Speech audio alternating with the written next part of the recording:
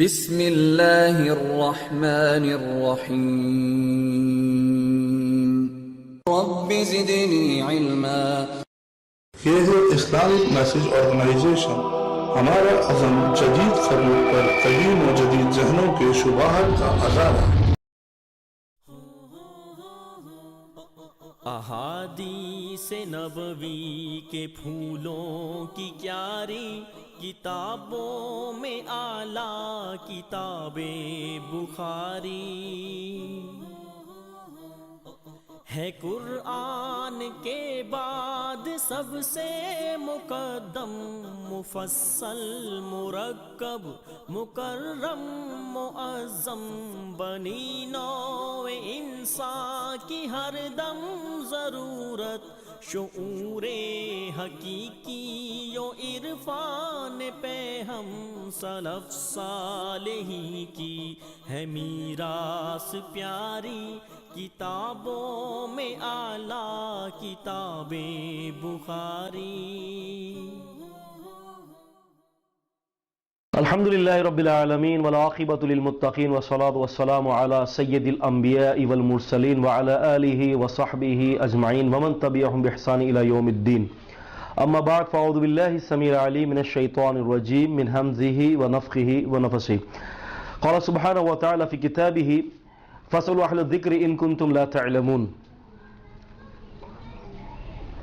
اللہ تبارک و تعالیٰ کا یہ فرمان ہے کہ سوال کیجئے اہل ذکر سے، ان لوگوں سے جو قرآن و حدیث کو جانتے ہیں، اگر آپ نہیں جانتے۔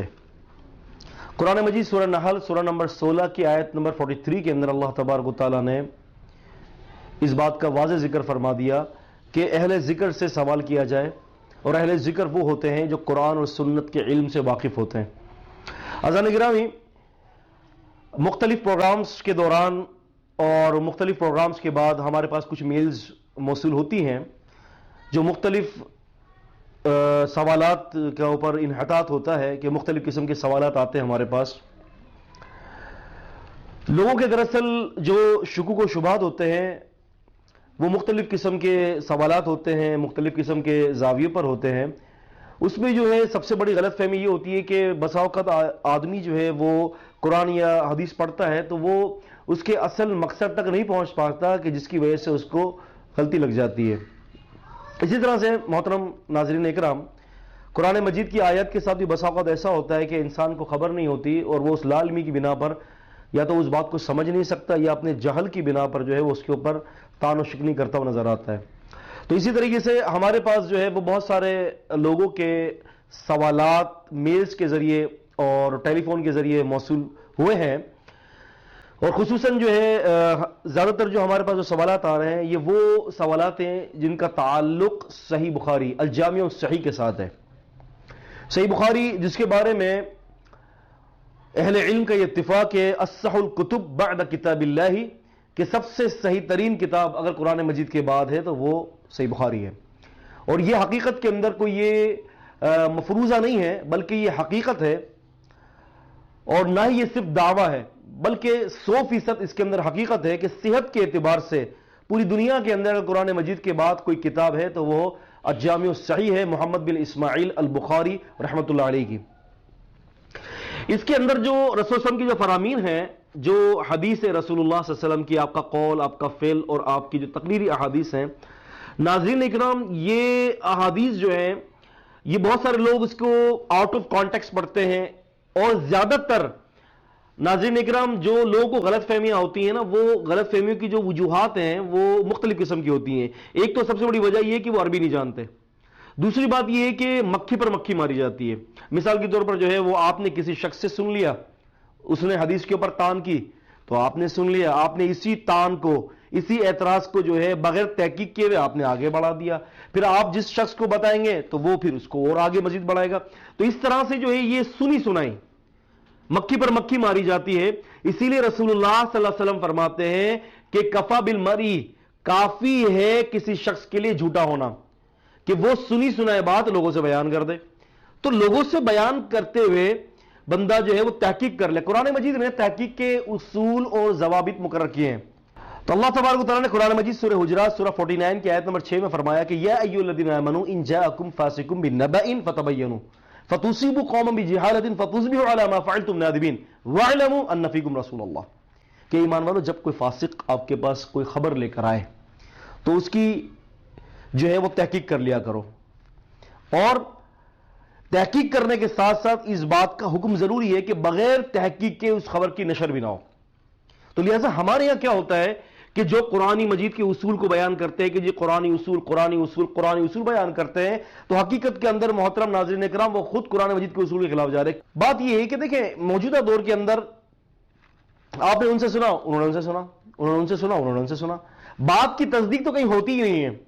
اور ویسے بھی آپ یہ دیکھیں، غور کیجئے کہ جو منکر حدیث ہوگا نا تو وہ کیا کرے گا کہ وہ اپنے رجسٹر کے اوپر کچھ اعتراضات لکھے گا، اور وہی اعتراضات وہ آپ متقدمین میں جو منکر حدیث ہیں وہ انہی کے اٹھائے ہوئے چوری کر کے وہ اپنے رجسٹر میں نقل کر لیتے ہیں، اور اس کے اوپر کچھ اور مزید رنگ چڑھا کر لوگوں کو پیش کر دیتے ہیں۔ اگر آپ ان سے کہیں گے کہ بھئی اصل کتاب کے اندر جا کے پڑھیں، پتہ ہی نہیں ہے۔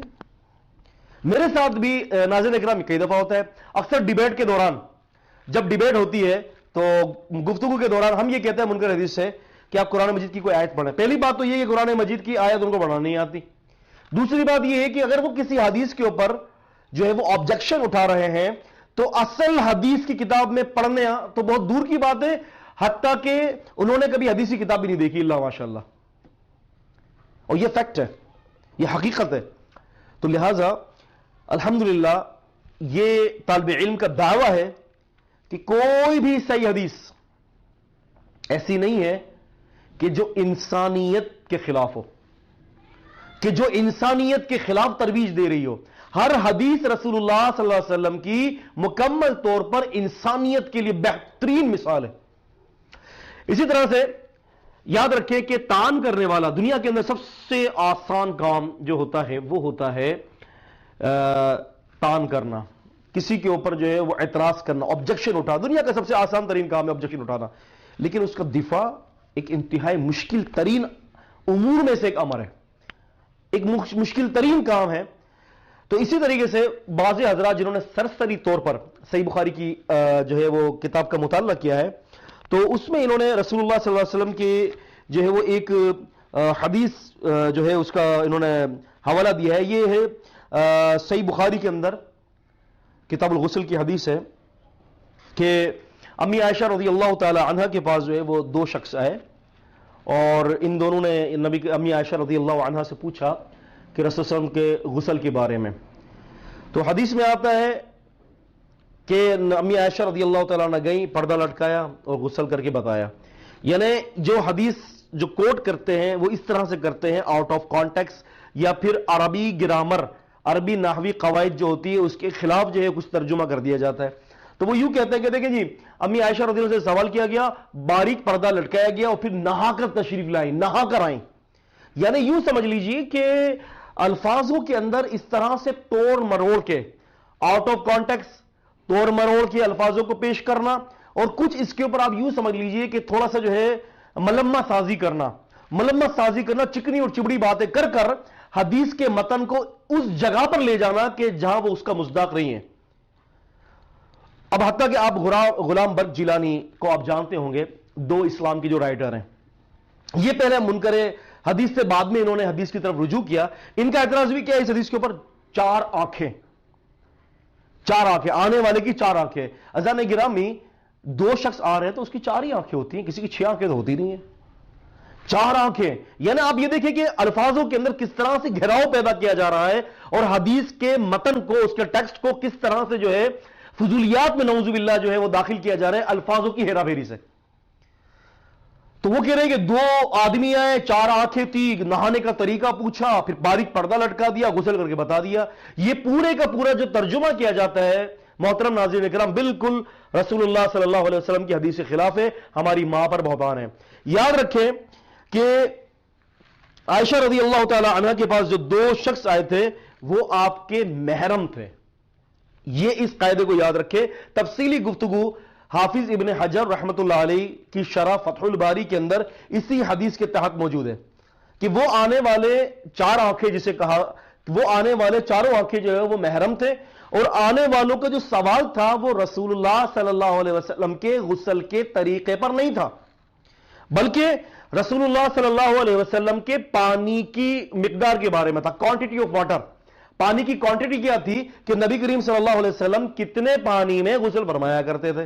اب اتفاق تھا کہ ہماری ماں ام المومنین عائشہ رضی اللہ تعالی عنہا غسل فرمانے کے لیے تشریف لے جا رہی تھی، کہا کہ دیکھو بھائی، دیکھو بیٹا، اتنے پانی میں رسول اللہ صلی اللہ علیہ وسلم غسل فرماتے تھے، اتنے پانی میں بھی غسل کرنے جا رہی ہوں۔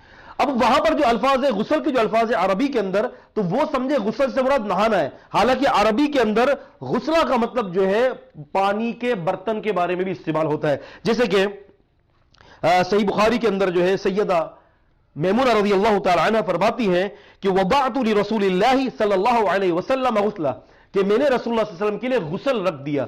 اب وہاں پر جو غسلہ کے جو الفاظ ہیں وہ اس معنی پر دلالت کرتے ہیں کہ غسل کا پانی، یعنی یوں سمجھے کہ میں نے اللہ کے اسم کے لیے غسل کا پانی رکھ دیا۔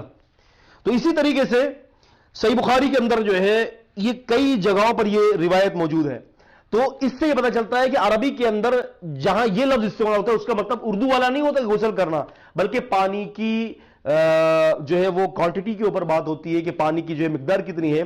تو یہاں پر جو سوال ام المومنین سے کیا گیا تھا ہرگز غسل کے طریقے پر نہیں تھا، بلکہ وہ تھا غسل کے پانی کی مقدار، غسل کے پانی کی مقدار، اور وہ کس طرح سے ہے کہ غسل کے پانی کی مقدار، اس کو بھی ذرا سمجھ لیں۔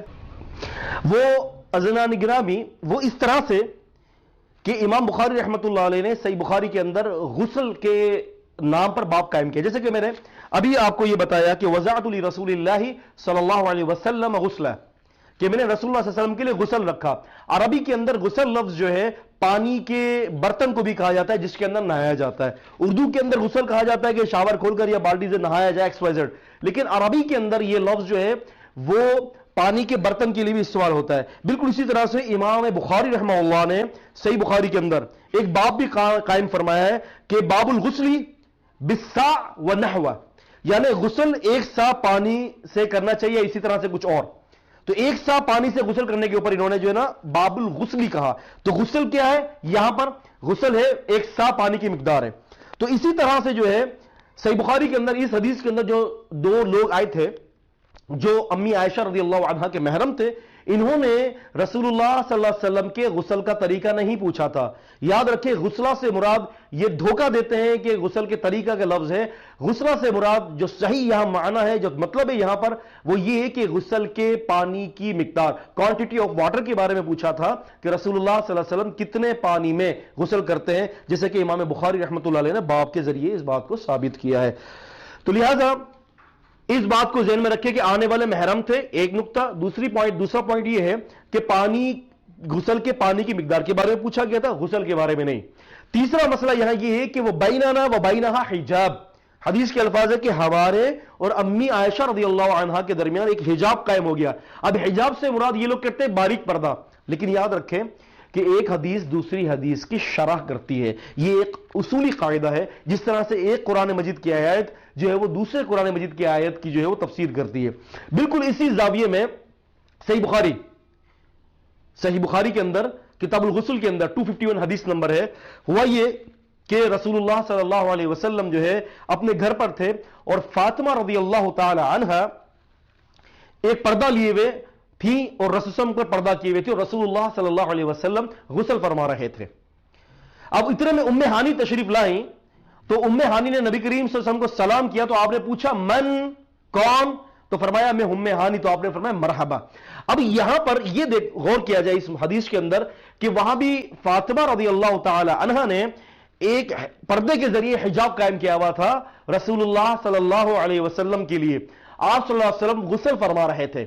تو وہاں پر نبی کریم صلی اللہ علیہ وسلم کے گھر پر جب ام ہانی آئی تو رسول اللہ صلی اللہ علیہ وسلم کو نظر نہیں آیا، اتنا موٹا پردہ تھا کہ نبی صلی اللہ علیہ وسلم کو نظر نہیں آیا کہ آنے والا کون ہے۔ اگر نبی کریم صلی اللہ علیہ وسلم کو نظر آتا تو نبی کریم صلی اللہ علیہ وسلم یہ نہیں پوچھتے کہ کون، بلکہ آپ فرماتے ام ہانی مرحبا، ایک بات۔ دوسری بات یہ ہے کہ ام ہانی جب تشریف لائے رضی اللہ عنہا تو انہوں نے نبی صلی اللہ علیہ وسلم کو یہ نہیں کہا کہ اللہ کے رسول آپ تو مجھے دیکھ رہے ہیں، پھر مجھ سے کیوں پوچھ رہے ہیں کون؟ وہ بھی جانتی ہیں کہ رسول مجھے نظر نہیں آ رہے ہیں، نہ نبی صلی اللہ علیہ وسلم کو میں نظر آ رہی ہوں، تو لہٰذا حجاب جو تھا وہ اتنا موٹا تھا کہ آر پار نظر نہیں آتا تھا. ایک انتہائی ضروری بات، ہمارے معاشرے کے اندر نہانے کا طریقہ یہ ہے کہ بالکل جو ہے وہ برہنہ ہو کر نہاتے ہیں، جو ہمارے یہاں رواج ہے. لیکن رسول اللہ صلی اللہ علیہ وسلم کے دور مبارک کے اندر خصوصاً صحابیات کا اور پیغمبر کائنات علیہ السلام کا یہ طریقہ مبارک نہیں تھا، بلکہ آپ جو ہے وہ حجاب کے پیچھے بھی، پردے کے پیچھے بھی حجاب کے ذریعے غسل فرمایا کرتے تھے، کیونکہ یہ طہارت کی سب سے عمدہ دلیل ہے. تو جو لوگ یہ کہتے ہیں کہ غسل فرمایا دو غیر محرم کے سامنے، بالکل غلط آنے والے محرم تھے. مسئلہ جو تھا پانی کی مقدار کا تھا، غسل کے طریقے کا نہیں تھا. تیسری بات ہے کہ جو حجاب تھا وہ بہت موٹا پردہ تھا، نظر نہیں آنے والا تھا. لہذا ان باتوں کو یاد رکھیں تو انشاءاللہ تعالی حدیث پر اعتراضات جو وہ کل عدم ہو جاتے ہیں. جو بھی اعتراضات اس حدیث رسول صلی اللہ علیہ وسلم پر کیے گئے ہیں سب فضول ہیں، لا علمی کی بنا پر ہے، عربی نہ جاننے کی وجہ سے ہے، یا پھر ضد اور ہٹ دھرمی کا شاخسانہ ہے. اس کے علاوہ مزید جو ہے ہم آگے چلتے ہیں، جو ہمارے سے سوالات کیے گئے ہیں. ایک صاحب نے ہم سے یوں بھی سوال کیا، صحیح بخاری کے اندر ایک روایت آتی ہے، یہ حدیث جو ہے کتاب الطب کی ہے، حدیث نمبر ہے 5686 کہ کچھ لوگ قبیلہ بن عقل اور عرینا کے لوگ رسول اللہ صلی اللہ علیہ وآلہ وسلم کے پاس تشریف لائے، تو ان کو جو ہے وہ پانی، پیٹ میں پانی بھرنے کی ایک بیماری ہو گئی، جسے عربی کے اندر استسقاء کی بیماری کہتے ہیں، وہ بیماری ان کو لاحق ہو گئی تھی. رسول صلی اللہ علیہ وسلم نے ان کے مریضوں کو دیکھا تو آپ نے فرمایا کہ ان کو اونٹنی کے باڑے میں وَشْرِبُهُمْ أَبْوَالِهَا وَأَلْبَانِهَا، اونٹنی کے باڑے میں ان کو وہاں لے جائیں، وہاں ان کو رکھیں، وہاں کی اونٹنی کی پیشاب اور اونٹنی کا جو ہے وہ دودھ پلائیں. تو ہوا یہ تھا زان گرامی کی وہاں ان کو رکھا گیا تو چند ہی دنوں کے اندر وہ صحت یاب ہو گئے. صحیح بخاری کتاب الطب 5686 حدیث کا نمبر ہے، اور فتح الباری کے ساتھ جو وہ جلد نمبر 10 ہے. تو وہ یہ اعتراض کرتے ہیں اس پر کہ یہ کس طرح سے ممکن ہے کہ رسول اللہ صلی اللہ علیہ وسلم نے انسانوں کو جو ہے وہ اونٹنی کی پیشاب پلا دی. اور پھر وہ یہ بھی اعتراض ساتھ میں لگا دیتے ہیں کہ جی اگر ایک ہندو گاؤں ماتا کے پیشاب پیتا ہے تو پھر آپ اس کے اوپر جو ہے وہ تان کیوں کرتے ہیں. مختلف قسم کے لوگ، مختلف جو ہے وہ مینٹل اپروچ، مختلف اعتراضات، مختلف سوالات. حقیقت کے اندر جب بھی ہم کسی چیز کے بارے میں سنیں، میں بھی پاسبل اور میں بھی ناٹ پاسبل، دونوں چیزیں ممکن ہیں کہ ہمیں کوئی بات سنتے کے ساتھ ہی سمجھ میں آ جائے اور کوئی بات جو ہے ہمیں سنتے کے ساتھ ہی سمجھ میں نہ آئے. یہ دونوں چیزیں پاسبل ہیں، کیونکہ انسان کا ذہن جو ہے ضروری نہیں ہے کہ ہر بات کو قبول کر لے. میں یہ بات کہتا ہوں کہ انسان کو، مسلمان کو خصوصاً، اپنے ذہن کو قرآن و حدیث کے مطابق بنا لینا چاہیے. تو قرآن و حدیث کے مطابق جب آپ اپنے ذہن کو بنائیں گے تو انشاءاللہ تعالیٰ بآسانی ہر باتیں سمجھ میں آ جائیں گی. لیکن جب آپ یہ کہیں کہ جی شریعت کی بڑی بڑی باتیں جو ہیں وہ آپ کے ذہن کے مطابق آپ ڈھالیں، کہ جو شریعت کے جو ہے وہ اہم ترین باتیں ہیں جو آپ یہ کہیں کہ میرے مینٹل اپروچ کے مطابق ہونا تھا، تو یہ پاسبل نہیں ہے. کیوں کہ آپ کے ذہن کا جو دائرہ کار ہے وہ ایک بڑا محدود سا دائرہ کار ہے، اور محدود چیز کے اندر لامحدود سمجھ آئے امپاسبل ہے. آپ یوں کہیں کہ جی فار ایگزامپل جو ہے آپ کے جو یونیورسٹی ہے کراچی کی، فار ایگزامپل کراچی اس یونیورسٹی کے اندر آ جائے تو یہ ممکن ہی نہیں ہے. اگر آپ کہیں کہ یونیورسٹی کراچی میں آ جائے تو پاسبل ہے، یہ ہے. تو اس طرح سے اگر کوئی شخص یوں کہتا ہے کہ میرے ذہن میں شریعت کی ساری باتیں آنی چاہیے تو میں قبول کروں گا، وگرنہ میں ایکسپٹنس نہیں دوں گا، تو یاد رکھیں اس بات کو کہ یہ کوئی قاعدہ نہیں ہے. اصل میں ہمیں اپنے آپ کو وحی کے تابع کرنا پڑے گا. جو لاسٹ اور فائنل ریولیشن ہے، جو وہ آخری وحی ہے اللہ تعالیٰ کی طرف سے، جو اللہ تعالیٰ نے اپنے نبی محمد صلی اللہ علیہ وسلم پر نازل کیا ہے، ہمیں اس کے تابع ہونا چاہیے. اور اگر ہم میڈیکلی کتابیں پڑھتے ہیں، for example the medicine of prophet Muhammad صلی اللہ علیہ وسلم، ابن القیم رحمہ اللہ کی کتاب الطب کے نام سے، اور اس کے علاوہ جو ہے ابو علی سینا جو بہترین ماسٹر مائنڈ تھا طب کے حوالے سے، ان کی کتاب القانون فی الطب جو ہے، اس کتاب کے اندر انہوں نے باقاعدہ ان چیزوں کے بارے میں ایکسپلین کیا ہے کہ جو رسول اللہ صلی اللہ علیہ وسلم کی جو احادیث ہیں یہ مکمل طور پر ضابطہ حیات ہیں. آپ دیکھیں میڈیکلی اگر آپ ریسرچ کریں گے تو مسلمان سائنسدانوں کا بہت بڑا ہاتھ ہے. انشاءاللہ میں عنقریب یہ تقریر کرنے والا ہوں کہ سائنسی علوم کے اندر مسلمان علماء کی کارکردگی، یہ ہمیں یہ نہیں بتایا جاتا نا. ہمیں تو صرف یہ بتایا جاتا ہے کہ جابر نے تو جابر کر دیا ہے، ابو علی سینا کو کچھ اور نام دے دیا ہے. یعنی جو کارکردگیاں مسلمان سائنسدانوں کی تھیں اس کو پھیر کے انہوں نے گوروں کی طرف کر دیا. حالانکہ انیشلی سٹیجز اگر دیکھے جائیں تو وہاں پر مسلمان سائنسدانوں کے بہت بڑے ہاتھ ہیں, بہت بڑے کارنامے ہیں.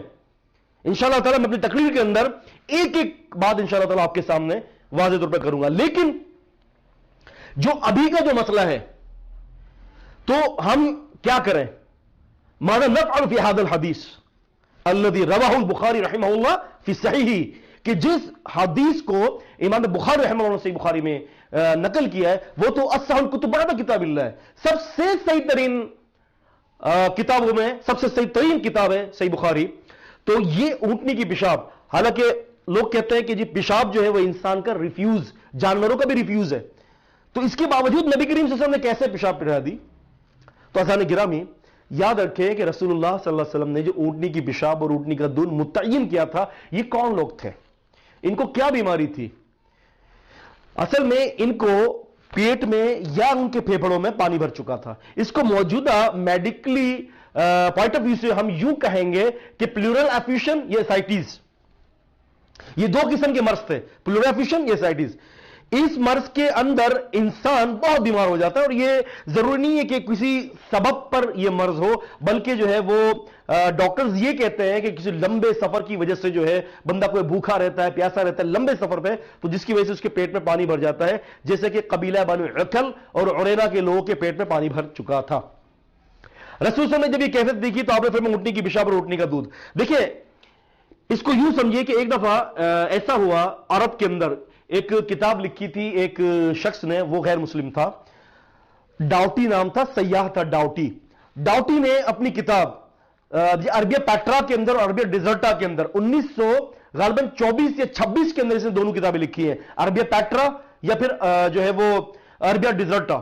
ان دونوں کتابوں کے اندر یہ اپنا ایک بڑا زبردست واقعہ نقل کرتا ہے. وہ یہ کہتا ہے کہ میں عرب کی سرزمین پر جو ہے وہاں سیاحت کے غرض سے گیا تو مجھے ایک عجیب بیماری ہوئی کہ میرے پیٹ میں پانی بھر گیا. اب میں پریشان ہو گیا, تو میں جب اپنے ملک غالباً وہ جرمنی وغیرہ پہنچا تو وہاں کے ڈاکٹر سے اس نے رابطہ کیا. یہ 1924 یا 26 کی بات ہے, یہ اس کے بعد کی بات ہے قریب قریب. تو وہ جب وہاں پہنچا تو وہاں جا کے ڈاکٹرز کو دکھایا تو ڈاکٹرز نے یہ کہا کہ جی ہمارے پاس اس کا علاج نہیں ہے, آپ اس جگہ پر تشریف لے جائیں کہ جہاں آپ کو یہ بیماری ہوئی ہے, وہاں کے لوگوں سے پوچھیں, میں بھی ممکن ہے کہ ان کے پاس اس کا کوئی سولوشن ہو. ڈاؤٹی کہتا ہے کہ میں دوبارہ ریورس ہوا اور وہاں پہنچا, اور وہاں پہنچنے کے بعد میں نے وہاں کے لوگوں سے یہ بتایا کہ مجھے یہ مرض ہو چکا ہے. تو وہاں کے لوگوں نے کہا کہ تم جو ہے وہ اونٹنی کی پیشاب پیو اور اونٹنی کے باڑے کے اندر دودھ پیو, یہ اس کا علاج ہے. اس نے کہا کہ میں نے چند ماہ تک یہ کچھ کیا, مجھے یہ مرض بالکل مجھ سے دور ہو گیا. تو بالکل اسی طریقے سے آج سائنس یہ تحقیق کر کے ثابت کرتی ہے کہ اونٹنی کی پیشاب کے اندر جو ہے وہ اصل میں تیزابیت ختم کرنے اور پیٹ میں پانی کو جو خشک کرنے کی جو اللہ تبارک و تعالیٰ نے جو ہے یوں سمجھ لیں کہ اس کے اندر یہ ایک کوالٹی رکھی ہے اونٹنی کی پیشاب میں, اس کے دودھ میں. اور آپ جانتے ہیں کہ اونٹنی کے دودھ کے اندر چکناہٹ نہیں ہوتی, بلکہ کچھ ڈاکٹرز نے یہاں تک کہا کہ ماں کے دودھ کی طرح یہ دودھ بھی جو ہے بالکل کولیسٹرول سے پاک ہے, بلکہ یہاں تک کچھ محققین نے کہا کہ ماں کے دودھ سے بھی زیادہ اس کے اندر کم چکناہٹ ہے. خیر, تو یہ بات ثابت شدہ امر ہے اگر ہم میڈیکلی کتابیں پڑھیں گے, اور باقاعدہ یہ بات آج تصدیق شدہ ہو چکی ہے کہ اونٹنی کی پیشاب کے اندر اور اس کے دودھ کے اندر بہت سارے امراض کا علاج موجود ہے. میں خود اس کا آبزرور ہوں. تقریباً 2000 کے اندر میں خود کراچی کے اندر آغا خان ہاسپٹل کے اندر میں گیا تھا, اور وہاں پر میں نے ان وارڈ کے اندر گیا کہ جہاں وہ پیشنٹس تھے جن کو جو ہے وہ پھیپھڑوں میں پانی بھر چکا تھا اور جن کے جو ہے وہ پیٹ میں پانی بھر چکا تھا, جن کو اسائٹیز یا پلورل ایفیوشن یا عربی میں استسقاء کی بیماری کہتے ہیں. میں نے وہاں جا کے دیکھا تو وہاں پر میں نے ایسے مریضوں کو دیکھا کہ جن کے کمر کے طرف, کندھوں کے نیچے اور اس طرف جو ہے وہ پھیپھڑوں کے پاس, گردوں کے پاس, جو بھی آپ کہتے ہیں, اس طرف جو ہے وہ 2-2 انچ کے پائپ جو ہے وہ سراخ کر کے ڈالے ہوئے تھے. مجھے بڑا تعجب ہوا. میں نے لوگوں سے پوچھا یہ کون سا مرض ہے؟ کہا کہ ان کو جو ہے وہ پھیپھڑوں میں یا ان کے پیٹ میں پانی بھر چکا ہے. یقین مانیے کہ سرنج کے ذریعے جو ہے وہ پانی نکالا جاتا تھا. اس ٹائم کی بات ہے, 2000 کی بات ہے. میں بھی ممکن ہے کہ اب کوئی نئی کوئی جدید کوئی ریسرچ نکل آئی ہو, لیکن اس ٹائم پہ تو لوگوں کو تکلیف تھی ہے. تو سرنج کے ذریعے پانی نکالا جاتا ہے. باقاعدہ میں نے خود نے میڈیکلی ایک کتاب ہے the short practice of surgery, اس کے صفحہ نمبر 952 کے اندر ایسائٹیز کے نام سے باقاعدہ چیپٹر قائم کیا گیا. اس کے اندر یہ کہا کہ سرنج کے ذریعے پانی نکالنے کا عمل ہفتوں کرنا پڑے گا, کم از کم 1 ہفتہ کرنا پڑے گا. تو میں نے خود نے دیکھا کہ وہ پیشنٹ جو ہے مچھلی کی طرح جو ہے وہ تڑپ رہا ہے. قربان جائیں ہم رسول اللہ صلی اللہ علیہ وسلم کی ذات گرامی پر. آپ نے 1400 سال پہلے اس کے مرض کا علاج بتا دیا. باقاعدہ ڈاکٹر خالد غزنوی وہ اپنی کتاب علاج نبوی اور جدید سائنس کے اندر یہ کہتے ہیں کہ میرے پاس بھی ایک چھوٹا بچہ آیا اور اس کو بھی یہی بیماری تھی. کہنے لگے کہ ہم یہ ششوپن میں مبتلا تھے کہ ہم اس طرح سے کیسے اس کا علاج کر سکتے ہیں. لیکن کسی نے بتایا کہ صحیح بخاری شریف کے اندر اونٹنی کی پیشاب اور دودھ کا ذکر ہے. انہوں نے وہ حدیث پڑھی اور حدیث پڑھنے کے بعد فوراً اس کے اوپر جو ہے امپلیمنٹ کر دیا بچے کے اوپر. بچے پر جب امپلیمنٹ کیا محترم ناظرین اکرام وہ کہتے ہیں کہ کچھ ہی مہینوں کے اندر وہ بیماری اس سے دور ہو گئی اور وہ خود کہتے ہیں کہ آج بچہ جو ہے 16 یا 18 سال کا جوان ہے. تو عزیزان گرامی الحمدللہ ثم الحمدللہ میں کہتا ہوں کہ حدیث میریکل نہیں ہے بلکہ معجزوں کے معجزہ ہے. میریکل آف میریکلز، معجزوں کا معجزہ ہے جو رسول اللہ صلی اللہ علیہ وسلم کو عطا کیا گیا ہے. باقاعدہ اس کے اوپر آپ پڑھ سکتے ہیں، بہت ضخیم کتابیں لکھی گئی ہیں. القانون ایک بہت بڑی حیثیت ہے اس کتاب کی. انہوں نے ابو علیہ سینا نے کہاں سے یہ قوانین نکالے طب کے. آپ دیکھیں جدید جو سائنس ہے کتنی ساری essential of anatomy and physiology آپ اس کتاب کے اندر دیکھ لیں صفحہ نمبر 223 کے اندر پریفرنٹل ایریا کے بارے میں بری تحقیق ہے کہ پیشانی کے اندر سارے معاملات چلتے ہیں. یہ کون سی حدیث سے انہوں نے نکالا؟ رسول صلی اللہ علیہ وسلم فرماتے ہیں اللہم ناصیتی بیدیکا، اے اللہ میری پیشانی تیرے اختیار میں. یہ ایک الگ تحقیق ہے. تو الحمدللہ آج سائنس اس بات کو تسلیم کر رہی ہے کہ اسلام کے اندر جو اسٹیٹمنٹس جو ہیں، اسلام کے اندر جو آیات ہیں قرآنی صورت میں یا حدیث صورت کے اندر، یہ بیانات 100% صحیح ہیں. تو لہذا یہ حدیث جو ہے اونٹنی کی پیشاب کے بارے میں یہ بالکل ٹھیک ہے. اور جہاں تک تعلق رہا کہ وہ یہ کہتا ہے کہ ہندو بھی اپنی گاؤں ماتا کی پیشاب پیتا ہے، تو ہندو جو ہے فور اے ٹیسٹ وہ کیوں ڈال کے پیتا ہے. مسلمان کو اس چیز کی اجازت نہیں ہے. جہاں صحابہ نے جب پلایا تھا ان کو ایک ریزن تھا. وہ ریزن کیا تھا کہ ان کو بیماری تھی. تو بیماری کے وقت آپ اس کو استعمال کر سکتے ہیں، ورنہ ایسا کبھی بھی نہیں ہوا کہ صحابہ اکرام بغیر کسی ریزن کے جو ہے وہ آپ اسی طرح سے جو ہے اس کو تناول فرماتے رہتے. ایسی روایت کے اندر موجود نہیں ہے. بلکہ علماء نے اس کو یوں کہا کہ یہاں پر ریزن ہے. فتح الباری اگر آپ پڑھیں گے تفصیل کے ساتھ اور توضیح جو ہے وہ ابن ملقن کی، تو وہ ریزن ہے. لہذا اس بات کو ذہن نشین رکھے گا ہندو اور مسلمانوں کے اندر اس بات کا بڑا فرق ہے، ڈسٹینس ہے. وہ لوگ بطور ایک جو ہے وہ شغل پیتے ہیں اور مسلمان بطور ایک علاج پیتا ہے. مسلمان اس کو عام حالت کے اندر پیتا نہیں ہے جس طرح سے وہ پیتے ہیں. تو لہذا ہم میں ان کے اندر فرق ہے. ہم ایک اس کو جو ہے ایک دوائی کے طور پر یوز کرتے ہیں اور وہ ایک شغل کے طور پر یوز کرتے ہیں. تو لہذا اس حدیث کو ان لوگوں کے ساتھ ملانا کسی بھی حوالے سے درست نہیں ہے. میز کے حوالے سے گفتگو ہو رہی تھی کہ ہمارے پاس مختلف سوالات آئے ہیں. ان اعتراضات کے اندر مختلف قسم کے اعتراضات. ایک اعتراض امی عائشہ رضی اللہ تعالی عنہا کے عمر کے بارے میں بھی سامنے آیا ہے اور ہمیں جو ہے وہ میسج کیا گیا ہے میسج کے ذریعے. تو الحمدللہ ہم ان کا بھی جواب دے دیتے ہیں. ویسے تو اسلام کی مجرم کون میری جو کتاب ہے اس کے اندر میں نے اس کے اوپر تفصیلی گفتگو کی ہے تو آپ دیکھ سکتے ہیں. الغرض امی عائشہ رضی اللہ تعالی عنہ کے نکاح کے بارے میں یہ ہے کہ صحیح بخاری کتاب النکاح باب نمبر 60 کے تحت یہ حدیث ہے کہ امی عائشہ رضی اللہ تعالی عنہ کا نبی کریم صلی اللہ علیہ وسلم سے نکاح ہوا جبکہ وہ 6 سال کی تھی اور رخصتی ہوئی جبکہ وہ 9 سال کی عمر میں تھی. تو یہ اعتراض آتا ہے کہ 9 سال کی لڑکی کے ساتھ نکاح کرنا کس طرح سے ممکن ہے؟ یہ تو اتنی چھوٹی بچی ہے اور اللہ کے رسول صلی اللہ علیہ وسلم نے کیسے اتنی چھوٹی سی بچی سے جو ہے وہ نکاح کر لیا؟ تو محترم ناظرین اکرام اس بات کو جو ہے وہ ذہن نشین کر لیا جائے کہ امی عائشہ رضی اللہ تعالی عنہ جس معاشرے میں اور جس عرب کلچر میں تھی وہاں پر لڑکی جلدی بالغ ہو جایا کرتی ہے. اور یہ واقعہ پہلا واقعہ نہیں ہے امی عائشہ رضی اللہ تعالی عنہ کا کہ اس کے اوپر جو ہے باقاعدہ نکتہ چینی کی گئی ہے، بلکہ امی عائشہ رضی اللہ تعالی عنہ کے علاوہ بھی بہت ساری خواتین کے بارے میں رجال اسماء الرجال اور کتب احادیث کے اندر واقعات مرقوم ہیں کہ بہت ساری اور بھی خواتین ہیں جو 9 سال کی عمر میں جو ہے وہ بالغ ہو چکی تھیں.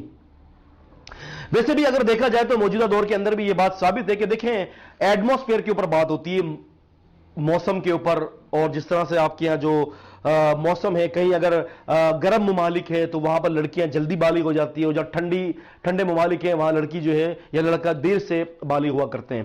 تو یہ بات تو آج ایک کامن سی بات ہے، اور یہ آپ اس کی آرام سے جو ہے وہ تحقیق بھی کر سکتے ہیں، باقاعدہ یہ بات ثابت ہو چکی ہے۔ عرب کنٹریز کے اندر جو ہے گرمی کی شدت پلس جو ہے وہ غذا بھی گرم، کھجور آپ جانتے ہیں کہ زیادہ کھائی جاتی ہے، تو ان اسباب کے تحت جو ہے لڑکی یا لڑکا وہ جلدی بالغ ہو جایا کرتے ہیں۔ باقاعدہ میرے اپنے خاندان کے اندر ایک ایسی بچی ہے جو 9 سال کی عمر کے اسٹیج پار کرنے کے ساتھ ہی وہ بالغ ہو گئی، اس کو مینسز آ گئے۔ تو یہ کوئی ایسی بات نہیں ہے کہ جو بات سمجھ میں نہ آئے۔ اور جہاں تک امی عائشہ رضی اللہ تعالی عنہا کی جو تان کے اوپر ہے، تو امی عائشہ رضی اللہ تعالی عنہا جو ہے وہ 9 سال کی عمر میں بالغ ہو چکی تھی، اور قد کاٹ کے اعتبار سے بھی وہ نبی کریم صلی اللہ علیہ وسلم کے قد کاٹ کے برابر آ چکی تھی۔ جیسے کہ امام ابن ماجہ رحمۃ اللہ علیہ نے سنن ابن ماجہ میں فرمایا، امی فرماتی ہیں عائشہ رضی اللہ عنہا کہ میری والدہ مجھے کھجور و ککڑی کھلایا کرتی تھی، کہتی کہ میں صحت مند ہو گئی، حتیٰ کہ کہنے لگی کہ میں نبی کریم صلی اللہ علیہ وسلم کے ساتھ جو ہے وہ حبشی جو غلام تھے ان کا کھیل دیکھنے گئی، تو کہنے لگی کہ میں نبی صلی اللہ علیہ وسلم کے پیچھے کھڑی تھی کہ میرے گال رسول اللہ صلی اللہ علیہ وسلم کے گال مبارک سے لگ گئے تھے، اور میں وہ تماشا دیکھ رہی تھی، وہ کھیل دیکھ رہی تھی جو جنگی کھیل تھا۔ تو وہ یہ کہتی ہیں کہ میرے گال نبی کریم صلی اللہ علیہ وسلم کے گال مبارک کی طرف لگ گئے۔ تو اب آپ اس بات سے ان کے قد کا اندازہ کر لیجئے کہ 9 سال کی عمر میں ان کا قد ماشاءاللہ کتنا ہوگا کہ ان کے گال نبی کریم صلی اللہ علیہ وسلم کے گال مبارک کے ساتھ لگ گئے۔ تو یہ اس بات کی طرف دلیل ہے کہ وہ قد کے اعتبار سے بھی اچھی قدقاوٹ والی تھی۔ اب اگر کوئی یہ کہتا ہے کہ اتنی سی جو ہمارے ذہن میں کہ اتنی سی بچی، تو یہ بات بالکل غلط ہے، کیونکہ عرب کے اندر لڑکیاں جلدی بالغ ہو جایا کرتی تھی۔